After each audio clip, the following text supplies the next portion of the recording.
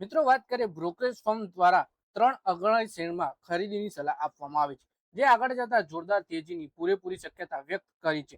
નિષ્ણાંતોના મુજબ આગામી સમયમાં આ 3 શેરમાં 32 થી 47% સુધીનું બમ્પર રિટર્ન જોવા મળી શકે છે. અને તમારા પોર્ટફોલિયોમાં મજબૂત શેર ઉમેરવાનું વિચારી રહ્યા હોવ તો આ ત્રણેય સ્ટોક તમારા માટે કમાણીનો ઉત્તમ મોકો બની શકે છે.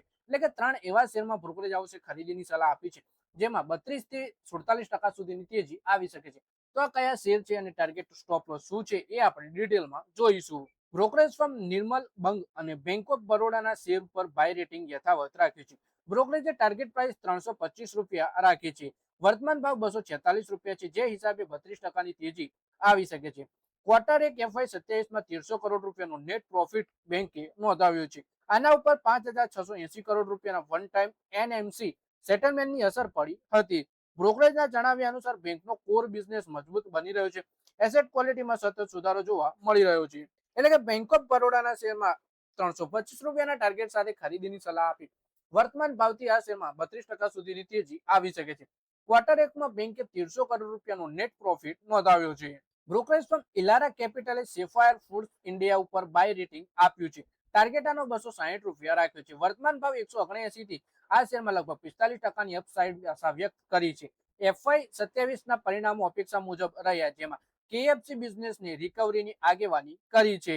કંપનીની 100 રૂપિયાથી ઓછી કિંમતવાળી value meals regional buffet offers અને ટાર્ગેટેડ જાહેરાત રણનીતિથી ગ્રાહકોની સંખ્યા વધી, જેના લીધે KFCમાં 5% સેમ સ્ટોર સેલ્સ ગ્રોથ નોંધાઈ અને માર્જિનમાં પણ સુધારો આવ્યો. પિઝા હટમાં SSSG પોઝિટિવ રહ્યું, જેમાં નીચા બેઝ પર રહ્યું અને માર્જિન હજુ પણ દબાણમાં છે. શ્રીલંકાના કારોબારમાં વેચાણ સારું રહ્યું હતું, પરંતુ કરન્સીની નબળાઈના કારણે પ્રોફિટેબિલિટી ઉપર અસર પડી. બ્રોકરેજ ફર્મ નવમાં એક ગ્રીન પ્લે ઇન્ડસ્ટ્રી ઉપર બાય રેટિંગ આપ્યું છે. બ્રોકરેજે શેરનો ટાર્ગેટ 434 રૂપિયા આપ્યો છે, જે વર્તમાન ભાવ 294 થી 47% તેજી દર્શાવે છે. ગ્રીન પ્લે ક્વાર્ટર એક FY 27માં મજબૂત પ્રદર્શન કર્યું. કંપનીનું રેવન્યુ વાર્ષિક ધોરણે લગભગ 21% વધી 725 કરોડ રૂપિયા રહ્યું છે. બ્રોકરેજના અંદાજની નજીક રહ્યું.